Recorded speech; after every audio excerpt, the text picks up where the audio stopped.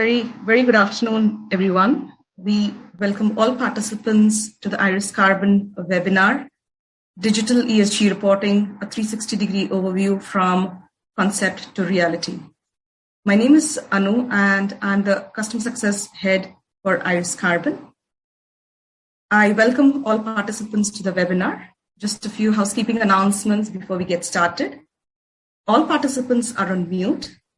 During the course of the presentation, if any of the participants have any questions, feel free to drop in your question in the Q&A segment, and we'll answer all the questions at the end of the session. In today's webinar, we're going to show you some practical examples and also walk you through some of the updates that's happening on the ESG front.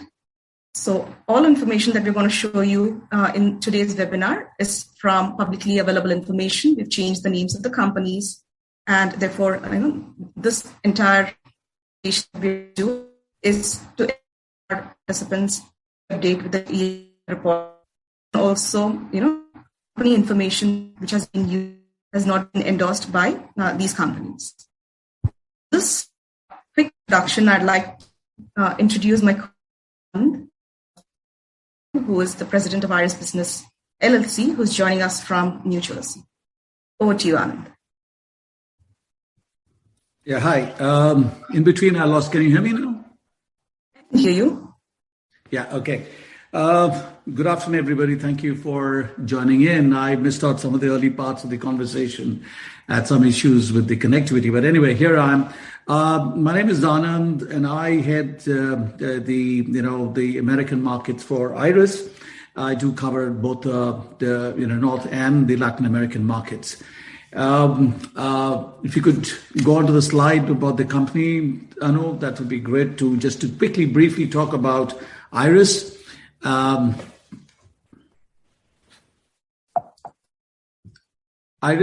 could you take on to the third slide, Anu? Yeah, the slide is about Iris, Anand.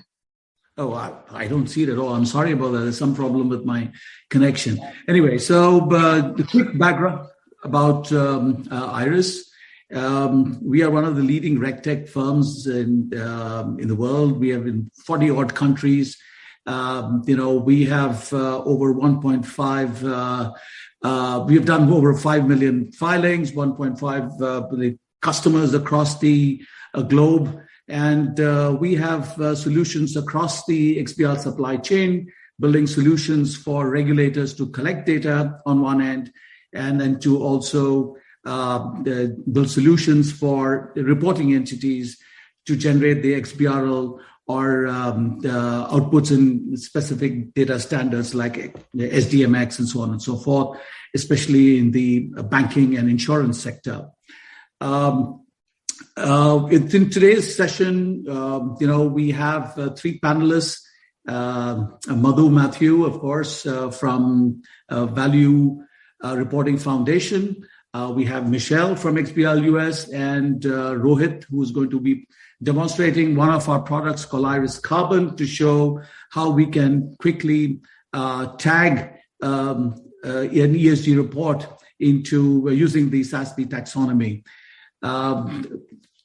To start with, Michelle will be talking about how XBRL has been changing the landscape in digital reporting and what value it brings to digital reporting. Michelle is she's with XBRL US and manages the education, marketing, communication, outreach efforts at XBRL US.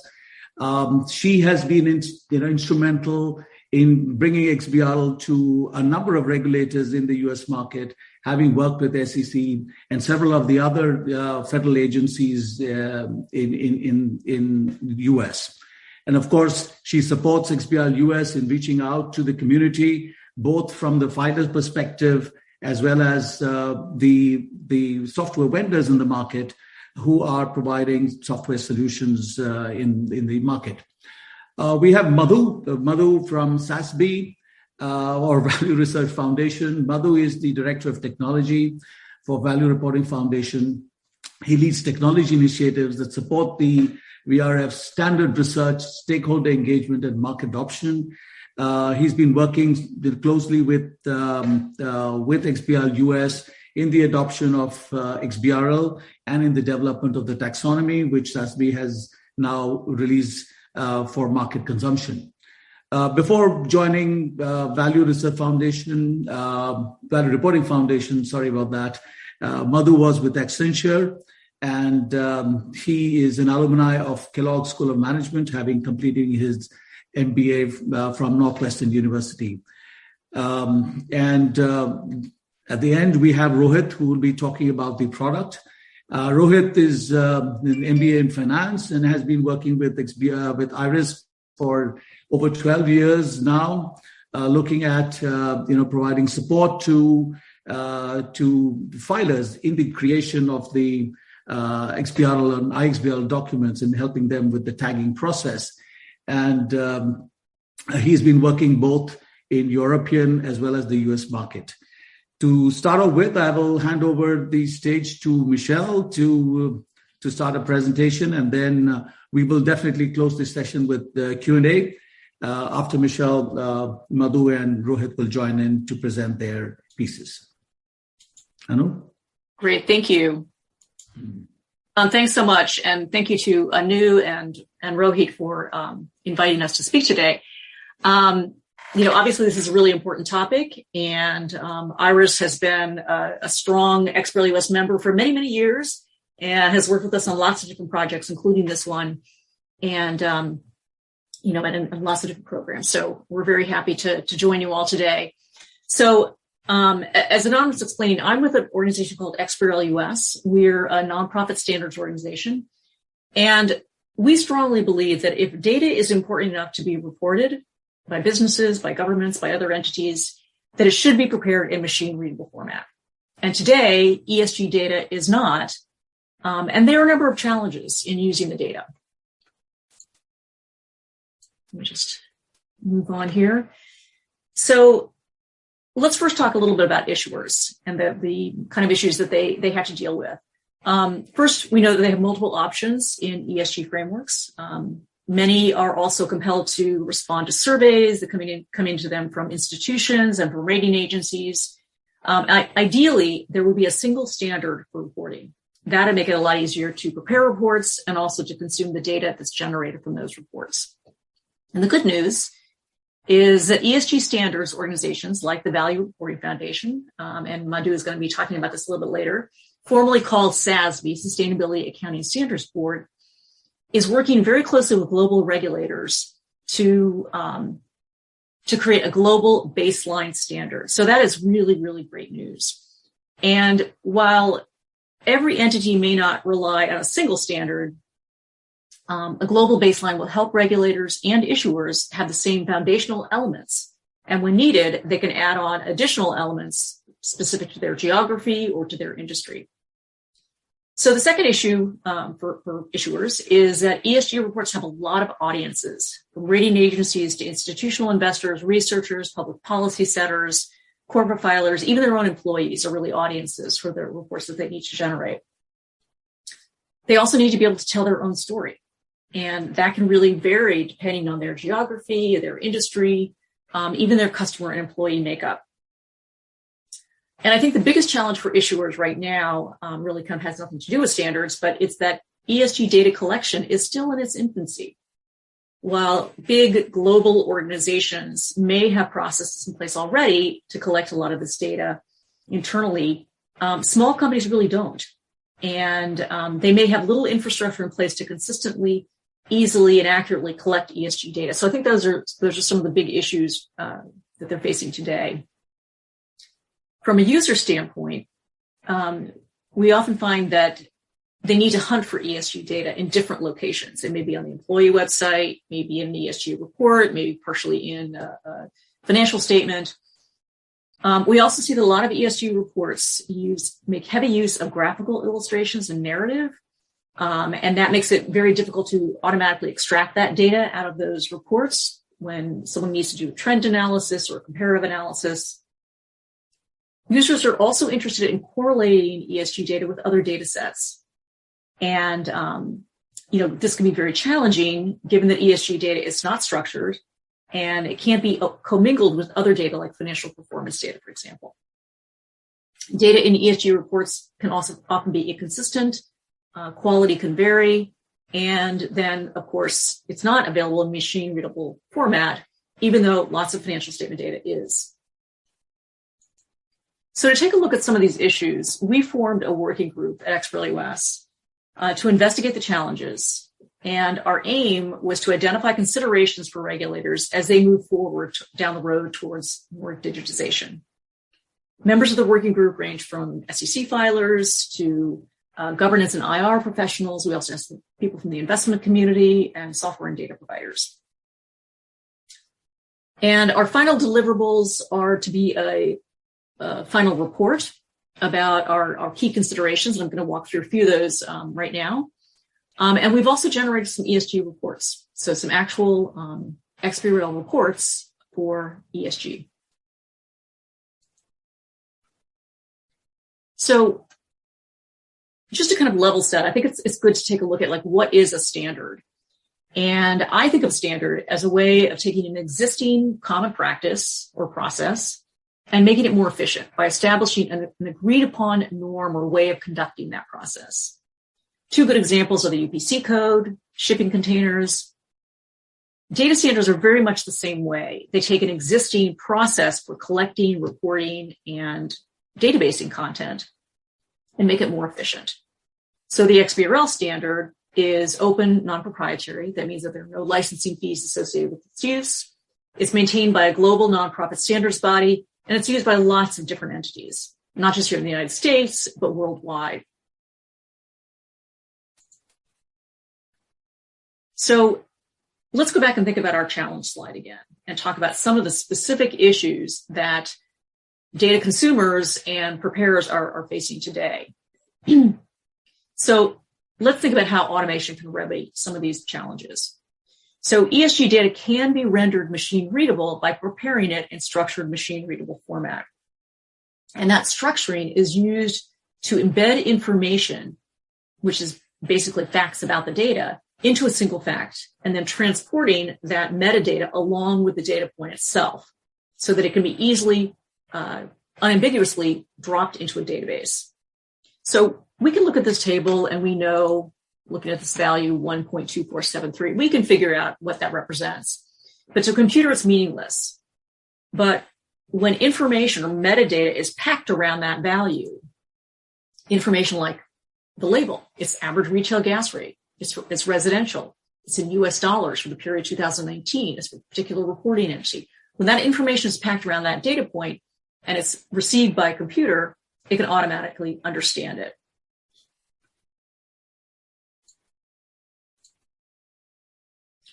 Another challenge that I mentioned earlier was the fact that there are multiple ESG frameworks, and ESG users or users of ESG data are trying to collect data from companies in many different industries. They may be located in different geographies. Standards can be used to establish a single entry point so that an issuer can select the industry that they're in, the geography that they're in, and be able to report information along those lines. There may also be some baseline elements, and this again I think is what Madhu is going to be talking about a little bit later, those foundational elements that may cross all industries and all geographies. This structure is available by developing an XBRL taxonomy, which could serve as a single source for all corporate ESG reporting, but that allows for differences based on a variety of factors. ESG reports often rely on graphics. And a picture like this one that shows the decline in the use of both energy and water from 2018 to 2019 tells a really good story for this particular reporting entity, but the facts themselves are not captured. Through automation, these data points can be actually hidden in the report, embedded, so that they can be extracted by a computer, but not actually visible to the human eye. So in this example, and this is looking at an SEC report, going directly to the SEC's website, the company has reported something called a central index key, which the SEC assigns as an identifier to each reporting company. It doesn't physically appear in the report, but it is still there. And you can see it here in this viewer that the SEC makes available. So a computer that receives this report could grab the CIK automatically because it's there, even though it's not visible. The same can work for graphical depictions like this. These bar charts could be represented by hidden facts that are embedded in the report itself. That's obviously a lot better for an analyst than trying to guess what the bar charts represent and then keying them into a spreadsheet. We also see ESG reports with lots of different types of data. Like in this example, this is looking at millions of pounds. It could be financial facts, it could be volume, it could be all kinds of different data. And given the global nature of ESG reporting, combined with a variation in the type of data reported, a machine-readable standard needs to be able to accommodate a lot. XBRL International maintains something called a units registry that basically allows people to report in all different kinds of units. They have a standard way of reporting things like currency, volume, energy, power, mass, and volume. These are all standardized already and can be easily adapted to work with ESG data. ESG data can be very complex, like in this example, which shows waste broken down by disposal method and by type, hazardous and non-hazardous. So there are different ways of totaling this data, and structuring the data by using a data standard can provide a lot of ways to check that totals add up correctly, the numbers are reasonable. Validation rules can be established that provide checkpoints so that issuers are confident that their facts are accurate and data consumers have high integrity with the data that they work with. The last consideration that I wanted to mention is the fact that ESG has a lot of different audiences and they look for information in different places. And rather than try to replicate data all over the place, this particular company chose to refer audiences to another report where data was provided. We found that that's pretty common. When data is in structured machine-readable format, a single document can be prepared and data users can pull from it whatever they need. They might get all of the data or just a subset or maybe just a single data point. And they can do that because the company report, that ESG report itself, is almost like a mini database. So those are the key considerations that I want to mention. Those are going to be in our report. And I encourage you to take a look at it when it comes out. It'll be out in the next couple of weeks. And with that, I'm going to turn it back over to you, Anu.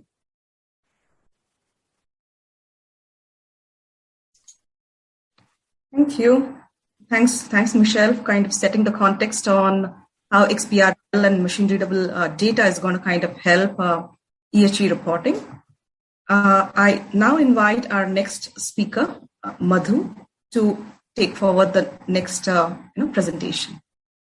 Over to you, Madhu. Thank you, Anu. Thank you for inviting me. And thank you for everybody on the line today participating. Very, very excited to kind of present SASB standards and what we've done. And let me begin by sharing my screen here.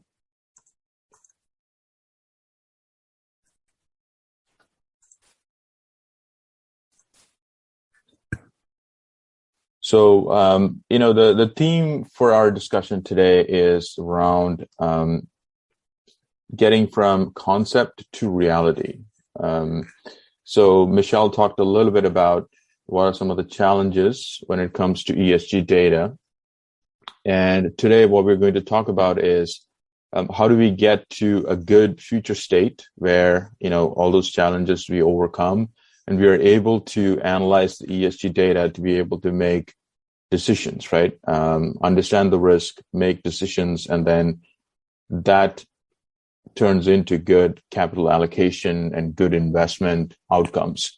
So I will talk a little bit about, provide an overview of ESG, why SASB standards, what are we doing in that space. Then I'm going to start going down specific details about the chemicals industry. So we'll spotlight chemicals industry, and then we'll talk about how XBRL taxonomy will help us collect data, how it'll help us compare and analyze data to get to good outcomes. So the theme is very much concept to reality, and towards the end, Rohit will actually demo, data that's been collected from companies who are actually today reporting using SASB standards.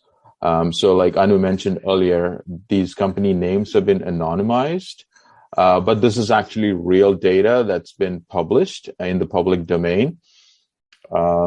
And they've not been endorsed by the company themselves, but the idea here is to kind of provide you a sense of how that data transforms into reality and how that drives decision making.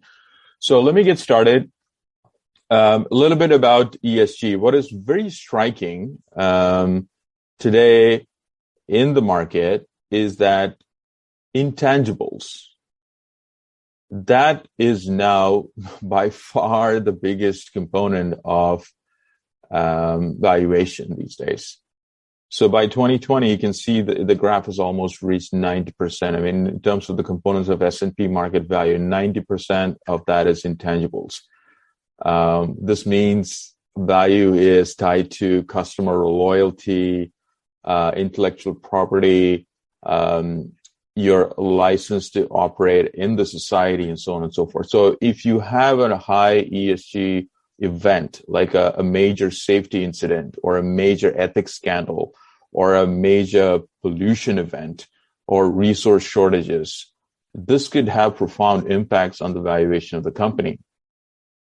And investors are increasingly worried about that, and investors are increasingly taking this into consideration when it comes to investment decision making. And ESG factors like this can actually be kind of a forward indicator of performance and risk.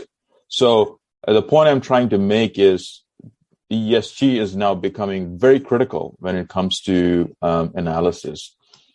So that is now translating into increased investor interest, increased investor focus. We have seen many more investors signing up for, responsible investment. They are becoming signatories to the PRI investment principles, and we are seeing more and more assets under management that consider ESG issues. So where does SASB standards fit in, right? So we like to say SASB cuts through the noise. It allows the companies to communicate with investors on these, financially material sustainability issues. So SASB standards, we very focused on financial materiality. We design, we come up with metrics that make decision making possible by being able to compare between companies in the same industry. And that's a key point. We are very focused on industry level issues. So climate change as an issue can affect different industries differently. So we take that into account.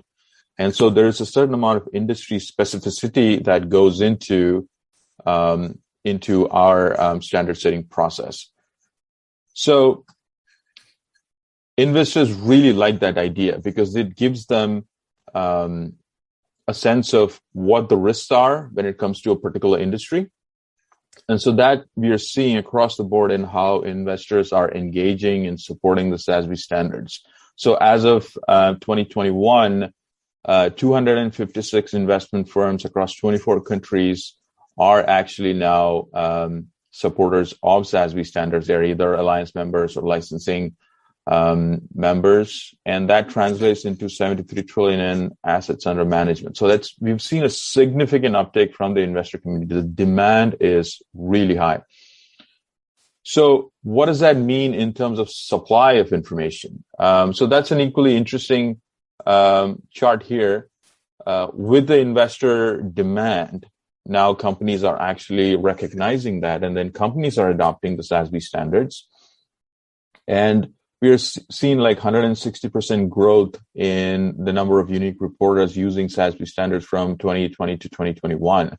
The US market has seen the largest uptake, but we are, very happy to see global uptake across the board. Half of S&P 1200 companies are now reporting using SASB standards. So that is a great story because you have strong demand. Now we have strong supply of this information, or at least growing, accelerating supply of information. So the reality of it is, we envision the idea that you're able to compare this data, and then companies are competing on fundamentals. What does that mean? If you envision a future where you're able to get ESG information in a comparable format, meaning everybody's reporting on the same thing using the same unit of measure, there's consistency and high quality, then you can easily aggregate this data into a dashboard like this. And then you can quickly see which company is performing well, who are they managing their risk well. So this is that end state reality that we are, aiming, and we're working very hard over the years. So in our demo today, later on, Rohit will actually show how XBRL tagging and how data aggregation enabled by XBRL tagging gets us to this future. This is where we want to get to, where decision making is possible. So just to give a quick overview, SASB standards, as I said, being adopted by half of S&P 1200 companies. We are seeing reporting happen across multiple channels and multiple formats. There's independent SASB reports. It's part of sustainability reporting. Some companies are reporting in their regulatory filings, and then there's integrated reporting where you combine both financial and sustainability information together. One of the things that Michelle mentioned earlier on is the fact that, there are multiple ESG frameworks today, but the good news is that we at the Value Reporting Foundation, we are actually in the process of working with the IFRS Foundation to kind of, merge our work together in a meaningful way, so that in the future, there's this global baseline of standards, which will be applicable across jurisdictions across the globe. And then anytime you have some geographical or local jurisdictional consideration that needs to happen, you can then overlay on top of the baseline standard. So in the future, what we anticipate is that more and more of this reporting you'll start seeing in the regulatory side of things, in the integrated reporting side of things, as the global baseline gets adopted across the globe and regulators are supporting this activity. So now let me transition over to spotlighting the chemicals industry. So this is where we'll start getting into details on how this becomes reality. So as I said before, SASB standards are very industry specific. So we, look at the entire economy, and then we have divided the economy into industries based on their sustainability characteristics. So for the purpose of this webinar, we'll focus on the chemicals industry, which is under the broader resource transformation sector. So for each industry, we've identified issues that are likely to be financially material. And for each of those issues, then we have accounting metrics. And for each of those accounting metrics, then we have detailed technical protocols on how you collect the data and how you report it. So that's just a structure of how standards are set up. For in chemical industry in particular, some of the topics that are financially material that we've identified as greenhouse gas emissions, air quality, energy management, water management. So the ones at the top are the ones that are directly on the environmental side of ESG. And the bottom side of things, community relationship, management of regulatory environment, operational safety, workforce health and safety, these are more on the social and governance side of things. So these are the broad set of topics that we've identified for the chemicals industry. And as you know, chemicals industry transform organic and inorganic feedstock into many different end products. Industrial, pharma, agricultural, a lot of different applications. And what we've seen is chemical industry is broadly segmented into basic commodity chemicals, agricultural chemicals, and specialty chemicals. So in our demo today, we've picked companies that kind of cover these output areas, and then we'll kind of see how some of these issues that we've identified today and what their performance reporting looks like. So that's a kind of a spotlight on the chemicals industry itself. And one of the sample metrics I want to highlight here is greenhouse gas emissions. So for greenhouse gas emissions, one of the metrics that we ask for is Scope 1 emissions. So we'll see how that gets incorporated into XBRL tagging in a second.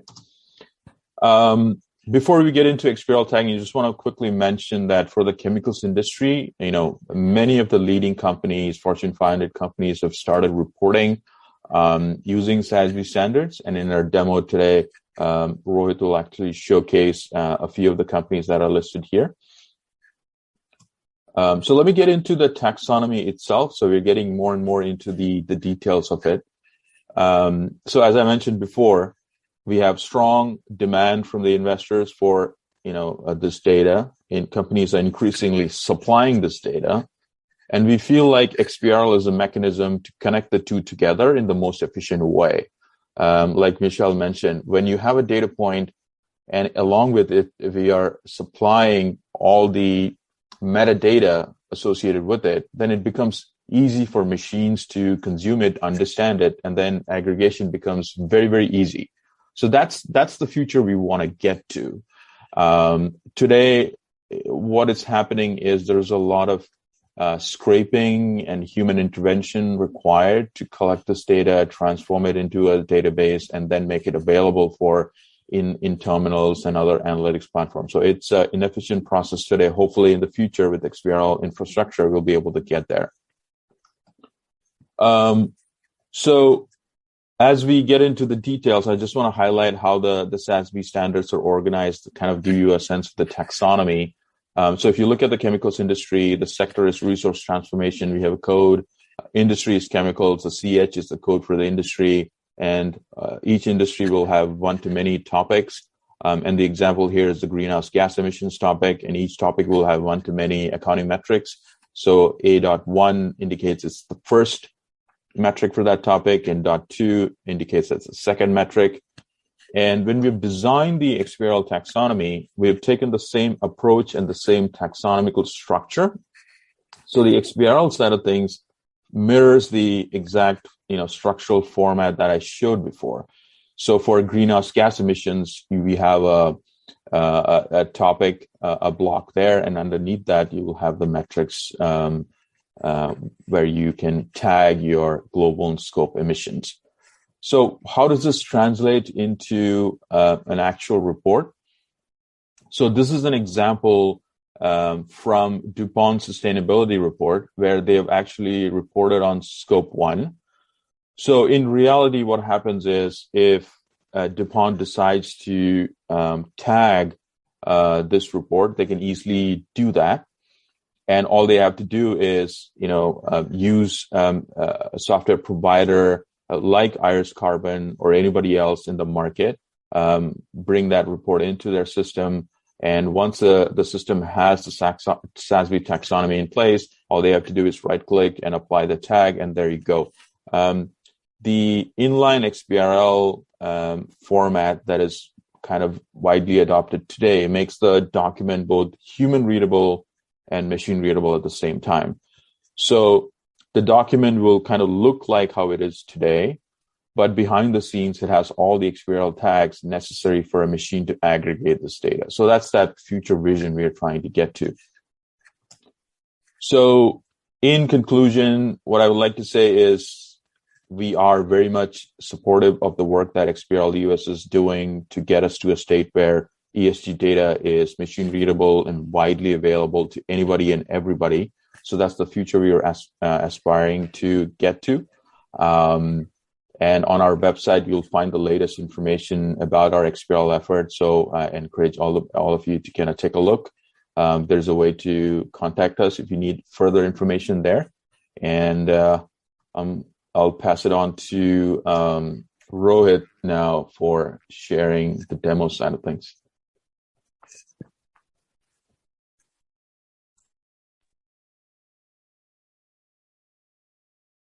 So thanks, Madhu, for the very, very interesting presentation. And it's kind of very, very encouraging to see that there's a 160% increase in the number of companies that are kind of adopting the SASB standards. That's kind of very, very encouraging. So with this introduction to SASB and how the SASB standards have kind of evolved and how XBRL is kind of coming into action.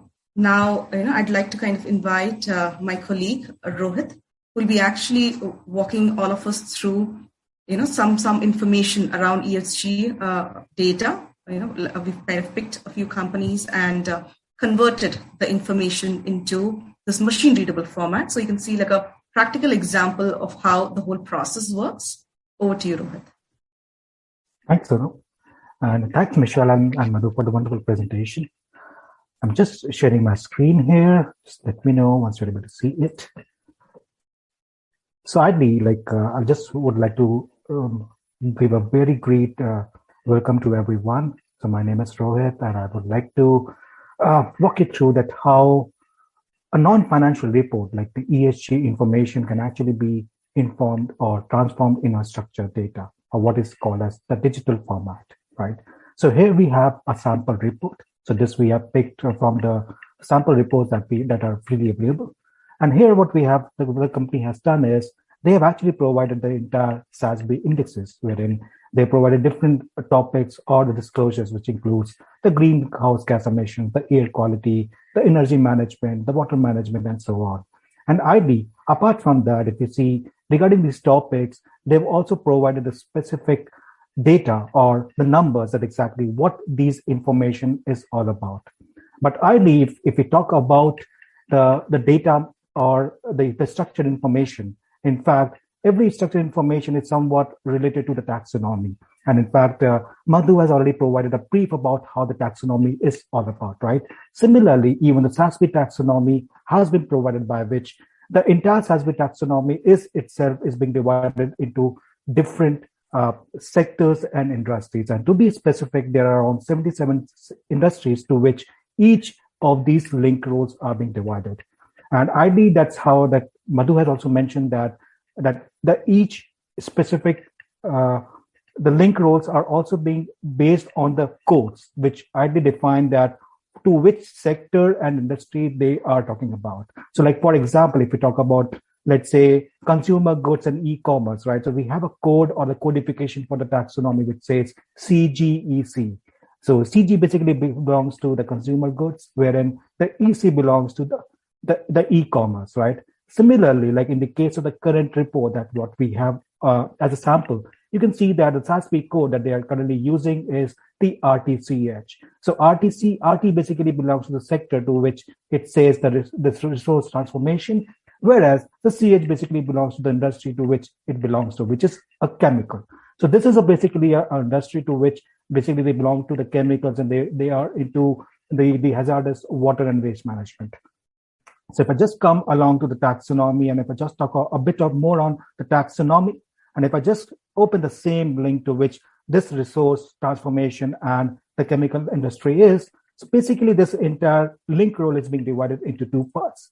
Like we have the accounting metrics and the activity metrics. So like in this, you can see we have two different metrics here. And within the accounting metrics, we have further classifications based on the disclosures. Like we have the greenhouse gas emissions, we have air quality indexes, we have energy management, water management, like waste hazardous management, and so on, right? And similarly, like if we need to pick any of the concepts that needs to be applied to these numbers, ideally we need to define that specific element from the taxonomy itself. So for example, if in the current example, if I just pick that, if I need to tag the information for the global scope 1 emission, and this is the number to which I need to report. So what I need to do is, again, like in the case of the source code that is being provided as the RTCH 110A1, which actually means that this is being belong to the first category or the first metric of the green emissions. And if I just open this link, it will give me the same element to which it says the global scope emission 1. So this is the element which actually I need to put in as a data point to this number. And that's what I can just do, that I can just simply select this element from the taxonomy. I can select the number from the report. And of course, apart from this, there are a few other attributes which needs to be associated to this number. And the first attribute is something about the scale. So scale basically means that whether what exactly this number represents, whether it represents in the millions, billions, thousands, or it's in actuals. But if we talk about this number, it's actually in actuals, right? So therefore, I'll just select here and say the actuals. So my scaling is pretty much done. The second attribute that needs to be defined is a unit. Unit means that what exactly that number represents in terms of the unit, like whether it's in the terms of the metric tons, or it's in the cubic feet, or if it is in cubic meters or in gigajoules, right? So whatever the volumes or the mass we are talking about, based on that, we need to define the unit. So like in this case, if this number is being divided as metric tons, so I will just select the unit as tons. And finally, the last thing that I need to define is a date. So like for which specific period this information is being reported. So like in this case, this information is being reported for the financial year 2020. So I will select the date as the 2020 year.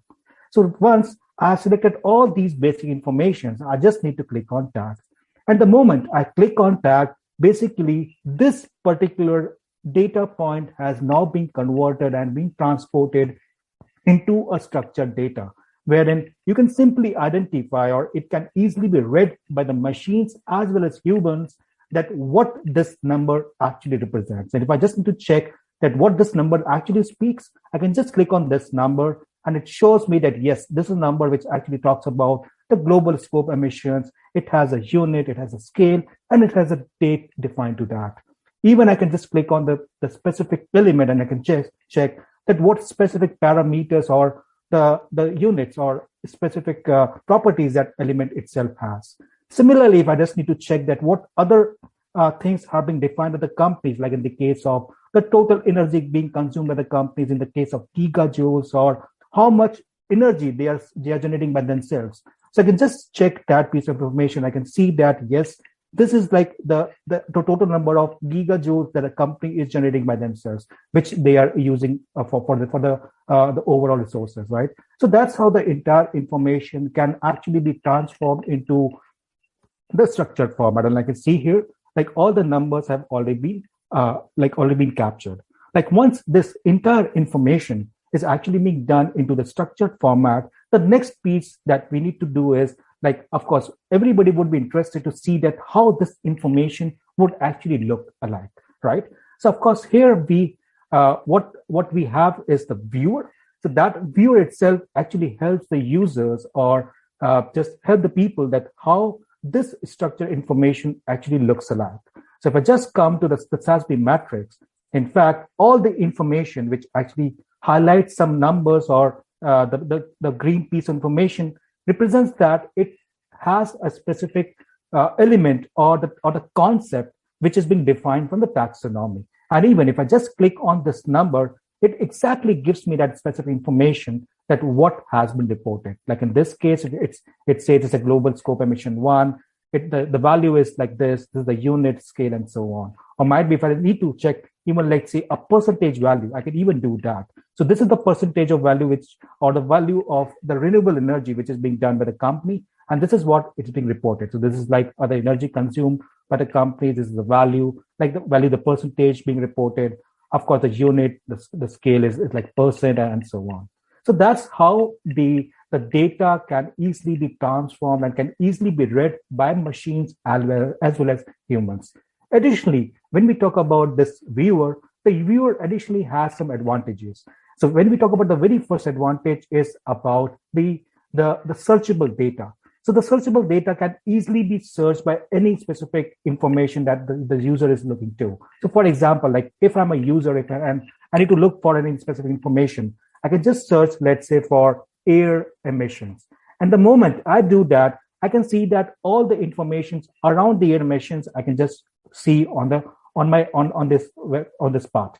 And I can see that there are a number of 4 facts which refer to this. And if I click on any of the fact, it will exactly take me to the exact spot where this information is being reported. So here I can simply identify that, yes, the amount of air emissions which is related to the sulfur monoxide is something around 2.49 metric tons. So that's how I can simply derive that what information the company has reported, right? Similarly, like let's say this is for one of the companies which the information is being done in the structured format.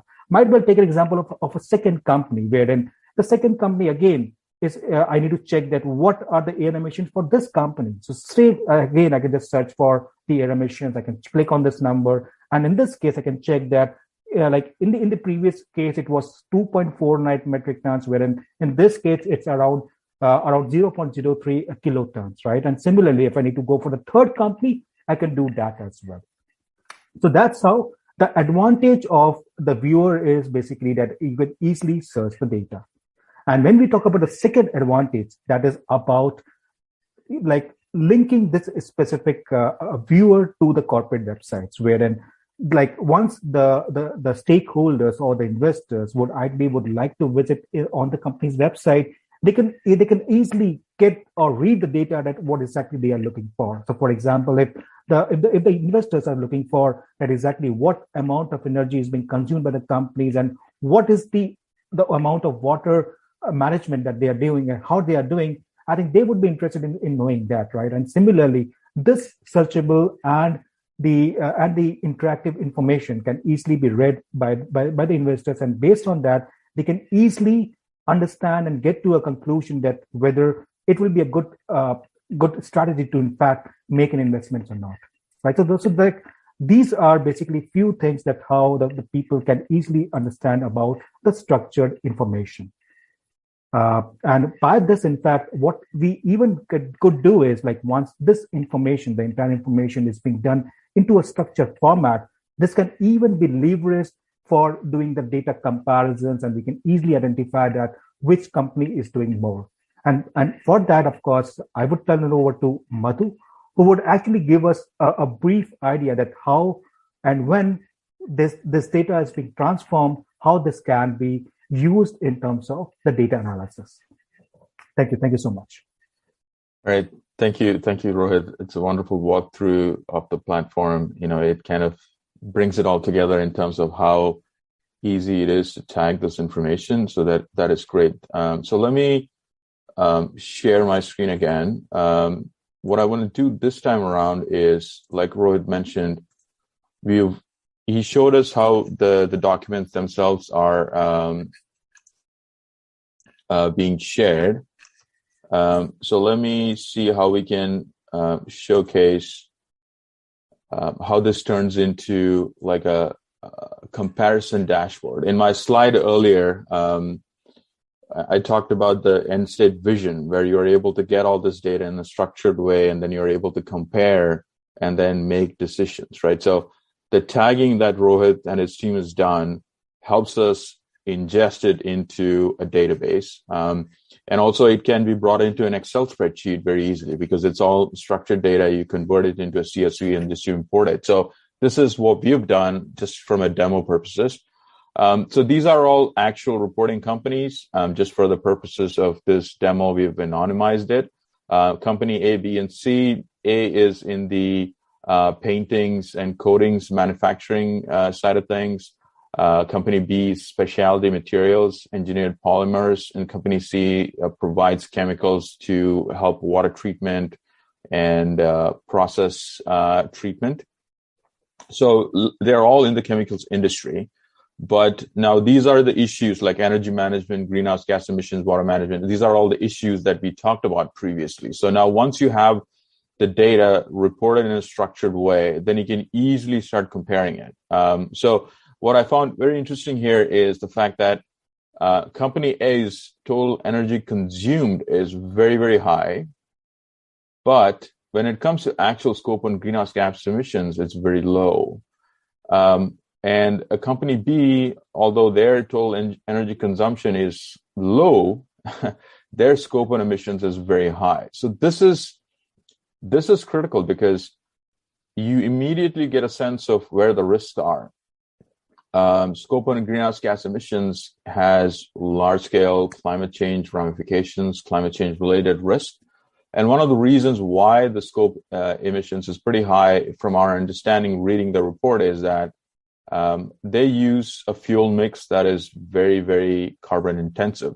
So there's a lot of purchased fuel being used and very little of grid electricity being used. So you'll see only 8.5% of that is from the grid, and very little from the renewable energy side as well. So this purchased fuel is actually driving this high scope 1 greenhouse gas emission. So from an investor perspective, if you think about it, immediately you can see that there is a certain amount of climate risk involved.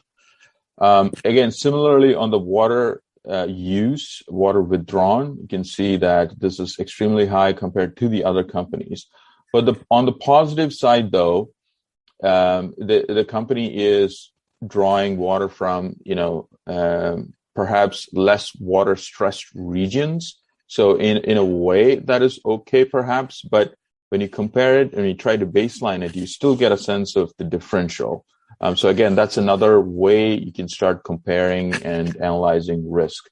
Again, on the waste generated side of things, you can see that company A, for example, is really doing good in terms of how much they're able to recycle.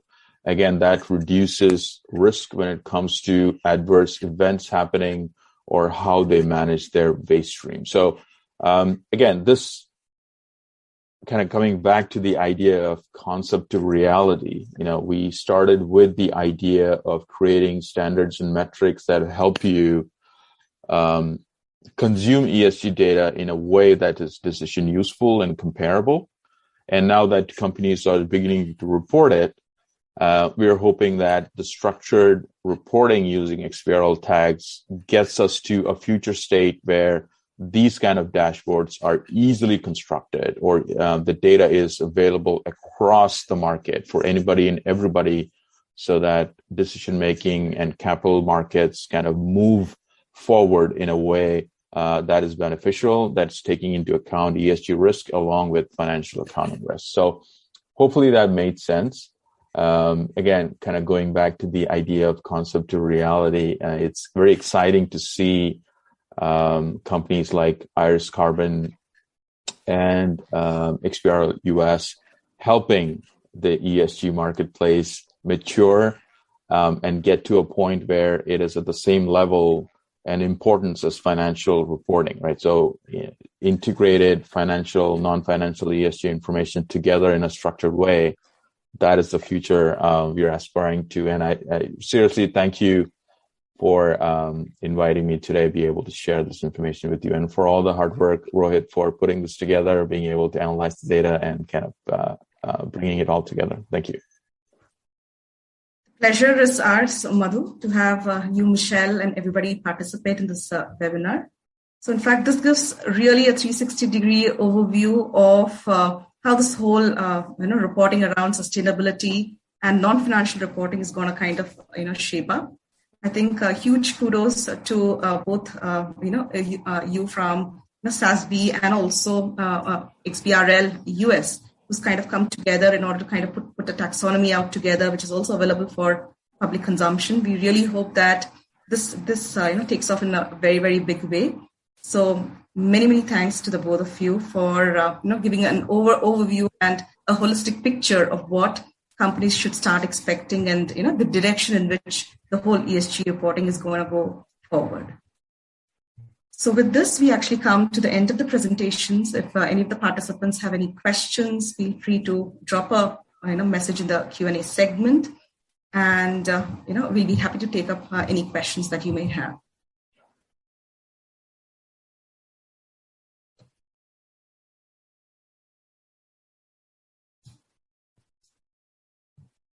So while the questions are kind of coming up, I think some of the sound bites that we see when we interact with customers across different geographies is I think the very common question is like Madhu, like you already said, because there are a lot of companies in the US who have already adopted sustainability reporting and have implemented ESG using different frameworks which are kind of available.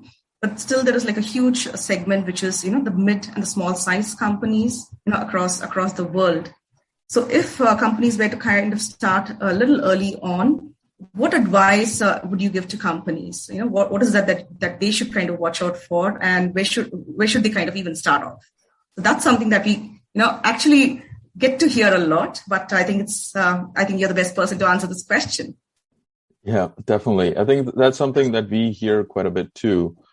Where do we begin? and how do we get there?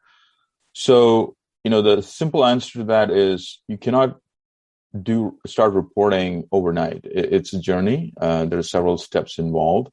And on our website, we do have a document, an implementation guide that is freely available to anybody who's interested, and that kind of walks you through that journey step by step. Just to answer your question, Anu, though, one of the first things you would need to do is try to understand what is financially material based on what you know about your operational segments and in the industry that you're operating on. So that is a basic analysis that you would do to identify the kind of issues that are likely to impact. So if you are a chemicals company, then our standards kind of identify, the issues that are likely to be financially material.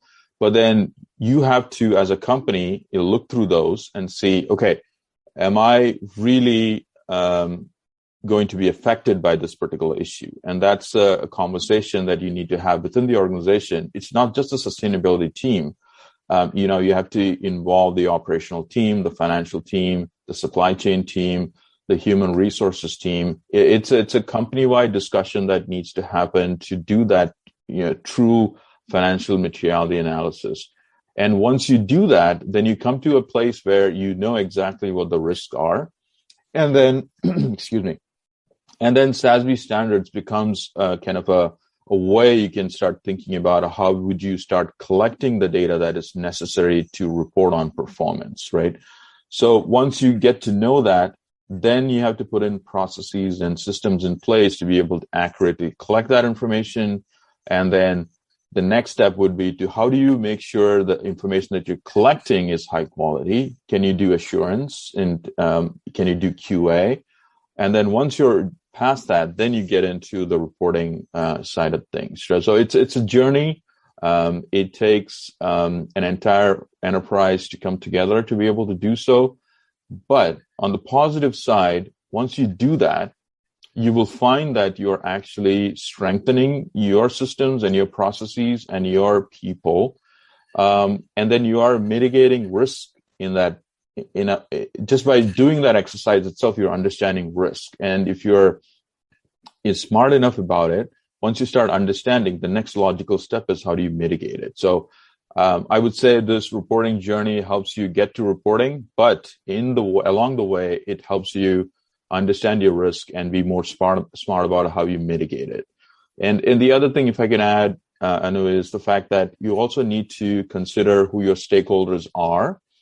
SASB standards, like I said, are very good at being able to communicate to your investors. But sometimes, like Michelle said, the story has to be conveyed to other stakeholders as well. So you might want to consider other audiences that you want to communicate to. That could be employees, that could be other societal participants. So frameworks like GRI help you do that to communicate to a broader society. So that's another important question you need to ask yourself. What are our audiences? And depending on the audiences, you start on this journey as well. Hopefully that helped.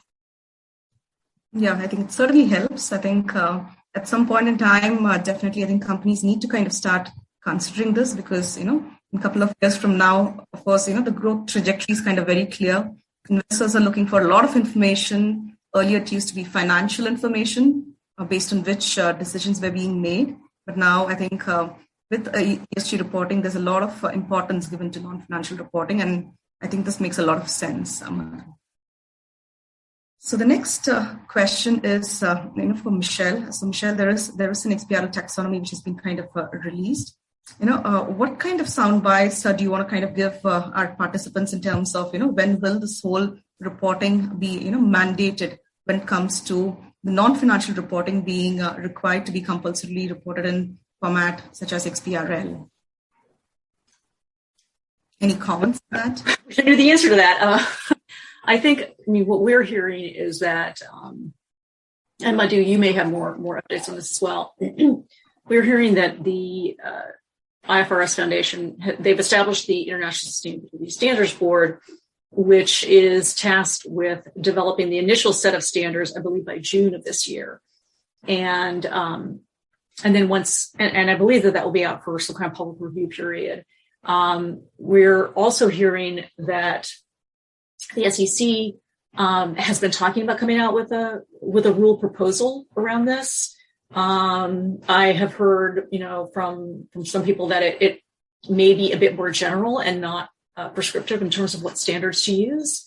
Although we do believe that the SEC is probably going to be moving towards the ISSB front, which, my understanding is probably going to be based on the Value Reporting Foundation taxonomy that was developed by Madhu and his team. I think in terms of actually a mandate happening and when companies will begin to have to comply, certainly here in the United States, it'll probably be a couple of years down the road. But I think there's a lot going on in the meantime that's moving us in that direction. And Madhu, maybe you have more information on that. Yeah, absolutely. I think agree with what Michelle just said. As you know, the formation of ISSB under the IFRS Foundation is a huge milestone, and the first set of exposure draft standards are expected to come out in around June.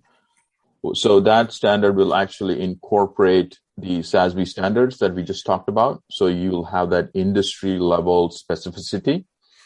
But on top of that, you will have a thematic set of metrics as well. So things that the TCFD framework recommends, right, for climate change related disclosure. So TCFD talks about, how are you strategizing when it comes to climate change? What does your strategy look like? What does your risk management look like? What does your governance process look like? And how are you managing your targets? So that thematic layer is also expected to be part of the ISSB standard. So you'll have thematic layer, and then you'll get into this industry specific layer where the SASB standards will get incorporated into. So the taxonomy that we have built is kind of a good way to kind of bringing that into the future ISSB taxonomy as well. So that's the roadmap that is planned for. With the IFRS Foundation, as you know, it is globally recognized when it comes to the financial accounting side of things. I believe there are like 160 plus jurisdictions that utilize that. So the exciting news is the fact that, ESG truly becomes global once we are within that IFRS due process. So once the IFRS due process completes and we are able to get broad uptake from those 160 plus jurisdictions globally, then we are getting into a state where this gets mandated by regulators as required to be reported alongside financial information. So to get down to specific timelines, I'm not sure what the timeline would look like, but the focus for ISSB right now is to get the climate standards out. So that'll be, the first set of priorities. And our hope is that with the global regulatory support, we'll get it into some kind of a reporting requirement in the 2 to 3 years, perhaps, or maybe sooner than that. Climate change is rapidly affecting several industries as we speak. So there's a certain sense of urgency. We are seeing increased activities in European Union. We are seeing uptake in the South American, Central American market. SEC, like Michelle is saying, is actively involved thinking about this. So there's a sense of urgency. There's movement happening, and hopefully in a period of time, XBRL tagging is kind of reality. In most of our discussions that we're having, we are taking the idea of digital first, meaning along with the standards release, we are looking to provide the XBRL taxonomy alongside, so there is no time gap. Everything is together. A digital first approach is what we're hoping to do. Thanks, Madhu, for giving the holistic picture of what's the future, which clearly seems to be the digital session, a digital way forward. So I think we've kind of a little exceeded the time, but thank you for... One more question, Anu, from Anne. If you could address that, that would be great. I had some questions. We shall set that aside for the next question separately, but I think let's address Anne's question. And that's an interesting one. If you could take that. The question is, do the panelists recommend any ESG report vendors that are best for helping companies optimize their reports and utilize XBRL? I can jump in on that, Madhu. I mean, it's certainly, Irish Carbon. We're here to, you've seen what their application looks like, and there are a number of XBRL providers. We don't recommend anyone per se, although we do suggest that you look to providers that are members of XBRL US, because we try to make sure that everybody has the most current information about, initiatives like this, like ESG and other programs for the SEC, things like that. So, you can look at our website and see a list of members there. And then certainly, I think it's great that you've been able to see how an ESG report can actually be built through Carbon. And I've used Carbon myself for many, many applications. So. Yeah. So thanks for picking up that question, Michelle. In fact, I think the perfect answer was actually on my next slide. Hold on, Anu. I think more questions. Madhu could talk about if there is any, for XBRL US, there are a number list of members who can provide support. There's Anne's question also addresses report vendors. So ESG report vendors, how could VRF, Value Reporting Foundation, SASB, help companies identify vendors who could help them build out and plan out this journey? As you said, this could take time, and that would also be. Is there any information about that in the SASB website? Oh, I see. Thanks for asking that question. So there are several reporting companies. So when I say reporting companies, I need to explain what that means. So there are several companies that provide mechanisms for companies to collect the data using various mechanisms. So you're able to collect the data, aggregate the data, and then create these PDF reports or the sustainability reports that you have today. On our website, we have a section where we kind of list providers that have actually licensed this information and integrated SASB into their reporting platform. So that'll be a good resource to go to. There are several software providers that have done integration of our standards and metrics into their platform. So that could be a good resource. But also, I just want to clarify that once you have collected the information, and if you are trying to report using XBRL and then apply the tags, then companies like Irish Carbon or many of the other vendors that are in the marketplace can also be helpful. So there's that reporting data collection side of things, and then there's the XBRL tagging side of things. So cited separate, but there are some companies who bridge both worlds as well. So our website does list some of those. Okay, so thanks for that information, Madhu. I think that's kind of useful for companies out there who want to get started with ESG reporting, whether from a reporting perspective. Of course, structured data comes much later. However, during the whole presentation, like we saw, right from the concept to reality, the benefits of actually moving to standards are immense. And when it comes to moving to structured data reporting, like XBRL and XBRL, like Rohit just showed, the advantage is that, the information that you're kind of reporting becomes much more, accessible, available for, various stakeholders and, investors being the most important, people at this point in time who are looking for information. Not just that, I think any analyst tracking your company, once they look into your sustainability information in a format like XBRL, information is going to be available to them with like a click of a button. So that's kind of very, very powerful too.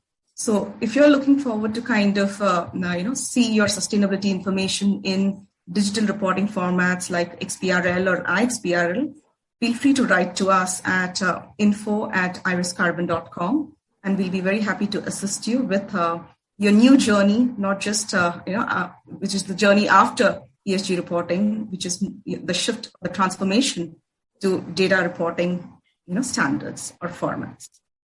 And if you've missed the introduction of who we are a company who's fully specialized for XBRL, iXBRL, and data standards. We are a RegTech company, and we specialize in the data reporting standards, and we operate in over 40 countries.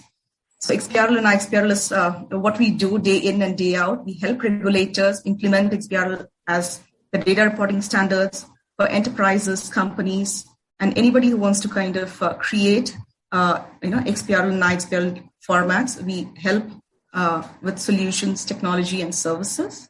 And of course, we are very, very passionate about the use of data as well. So that's where the analytics part of, XBRL and data comparisons, peer benchmarking, all of that comes in. So we are able to kind of help enterprises, regulators, and also users of data with a complete supply chain of information that they need. As an organization, we are also members of XBRL International, XBRL US, XBRL Europe, and XBRL South Africa. So with this, we actually come to the end of the webinar, and it's kind of very nice to see a lot of participants still sticking around. We really hope that this presentation was very, very useful. And I really want to kind of extend my heartiest thanks to both Michelle and Madhu, who've agreed to be a part of our webinar, and also for sharing all the information and insights as to how this whole ESG reporting is going to kind of shape up. And I think, once again, a huge, huge kudos to all the work that both Value Reporting Foundation and XBRL US has actually done in order to kind of shape up these standards to the stage where they are right now, and also for seeing how it will kind of, go ahead in the future. So with this, we end the presentation and the webinar. We will be conducting more webinars in the coming months. So stay tuned and watch out for our webinar sessions. Once again, have a very, very nice day and a very good afternoon or good evening, depending on, whichever place you're logged in from. And thank you very much, and have a nice day ahead. Thank you. Thank you.